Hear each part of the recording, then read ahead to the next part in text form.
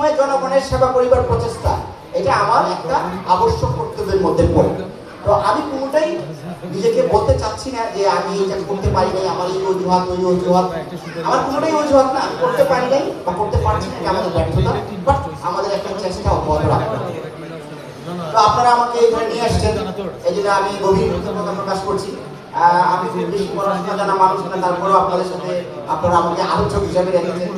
তো আমি সর্বশেষ একজন বিখ্যাত জন ইতিহাসবিদ বলা হয় তাকে, অর্থাৎ ওনাকে বলা হয় পিপুলস হিস্টোরিয়ান।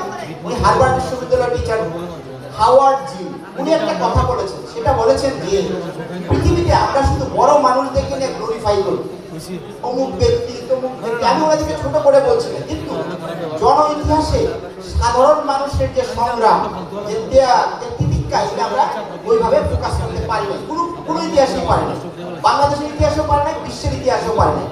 হাওয়ার্ড জিন প্রথমে জিনিসটা দেখিয়েছেন যে কিভাবে জন ইতিহাসটা মানে চিন্তাই হয়ে যায়, অর্থাৎ আপনার আমার যে ত্যাগ, আমাদের যে স্যাক্রিফাইস, এগুলি একসময় চিন্তা হয়ে বড় বড় মানুষের ক্রেডিট হিসাবে জমা হয়।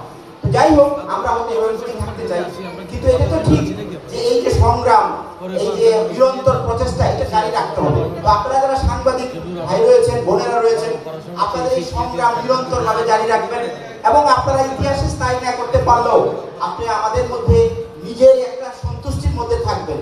এইটা একটা অনেক বড় পাওয়া। অর্থাৎ আপনি যখন জীবনের শেষ পর্যায়ে চলে যাবেন, আরেকটা গবেষণার কথা বলেই শেষ করি। উন্নত দেশে তো সবকিছু গবেষণার ভিত্তিতে মন্তব্য করা হয়। মানুষ যখন জেরিয়াট্রিক এজ, অর্থাৎ জীবনের শেষ সায়নে চলে যায়, তখন সে নিজেকে নিয়ে প্রশ্ন করা শুরু করে যে আমি কি করলে আমার জীবন আরো বেশি সাকসেসফুল হতো, আমি নিজেকে বেশি ভালো মনে করতাম। তো ওই সমস্ত দেশের মানুষেরা তো এই কেয়ার সেন্টারে থাকে, হাসপাতালে থাকে, 90 বছর 85 বছর 100 বছর বয়সী মানুষেরা, তখন ওরা ওই কেয়ার গিভার, যারা তাদেরকে সেবা শুশ্রূষা দেয়, তাদের সাথে অনেক কিছু শেয়ার করে। তারা যখন জিজ্ঞেস করে যে স্যার আপনি তো অমুক ছিলেন, আপনি বড় সাংবাদিক ছিলেন, বড় ব্যবসায়ী ছিলেন, ফিলোসোফার ছিলেন, সায়েন্টিস্ট ছিলেন,